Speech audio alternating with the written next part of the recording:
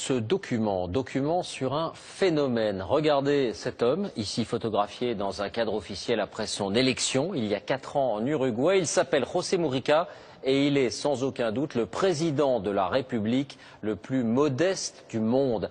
Il refuse d'habiter dans les palais, il a même vendu l'une des résidences présidentielles. Il met un point d'honneur à vivre comme un retraité ordinaire, dans sa ferme, pour afficher son opposition à la société de consommation. Nos envoyés spéciaux, Maryse Burgot et Laurent Desbois, l'ont rencontré. Voici leur reportage. La maison est tellement modeste qu'on se pince pour y croire. Et les vêtements du chef de l'État sont assez peu protocolaires. Ce matin-là, José Mujica, 78 ans, président de la République de l'Uruguay, nous reçoit chez lui en vieux survêtement. Ça fait 28 ans que je vis là. Élu à la présidence en 2009, José Mujica n'a rien changé à son mode de vie.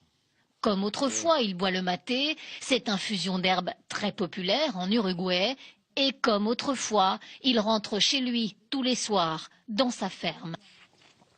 Il y a bien une maison pour le président avec un parc et tout ce qui va avec. Insupportable.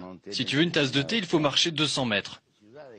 En Uruguay, le président reçoit un salaire mensuel de 9 000 €. Mujica n'en accepte que 1 000. Le reste est reversé à l'État. L'ex-guérillero d'extrême gauche est aujourd'hui un président totalement hors norme, un ovni politique façonné par ses années de prison sous la dictature militaire. J'ai dû vivre pendant 10 ans dans des conditions extrêmes. Et quand la nuit, j'avais un matelas pour dormir, c'était comme avoir gagné à la loterie. Alors j'ai appris à vivre avec rien. Je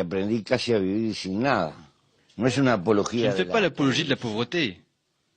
C'est plutôt l'apologie d'une vie avec seulement ce qui est nécessaire. Chez les Mujica, pas de personnel de maison, la première dame se charge de la cuisine, le racetisme n'est pas une façade. Ils prônent aujourd'hui tous les deux un socialisme matiné d'économie de marché et ils sont d'accord sur la place du couple présidentiel. Il y a eu des femmes de présidents qui ont joué ce rôle de première dame, mais moi je travaille, j'ai été élue sénatrice. Pour arriver jusqu'ici, il faut quitter Montevideo, la capitale de l'Uruguay, et emprunter ce chemin de terre rudimentaire. Entre deux obligations présidentielles, Mujica donne volontiers un coup de main à ses voisins cultivateurs.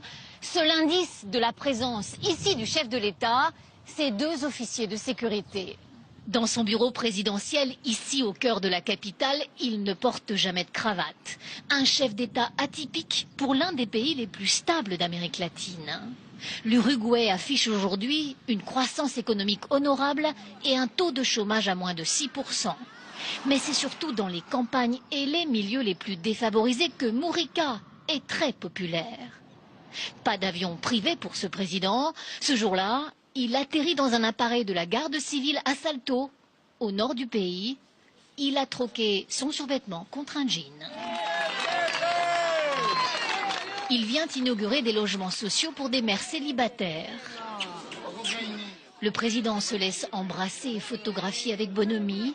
Ses gardes du corps ont ordre de ne rejeter personne.